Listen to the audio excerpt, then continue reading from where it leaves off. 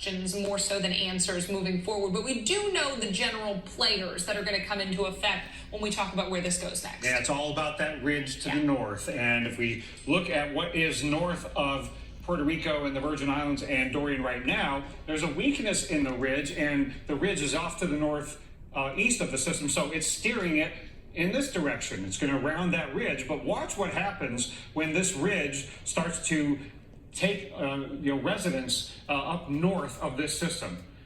That is a really strong ridge that extends all the way from the southeastern U.S. all the way across Bermuda and the Atlantic. There's no way that this is going to keep going northwest and miss the United States by a long distance. Right. Now, maybe later it could get close and maybe we don't get a landfall.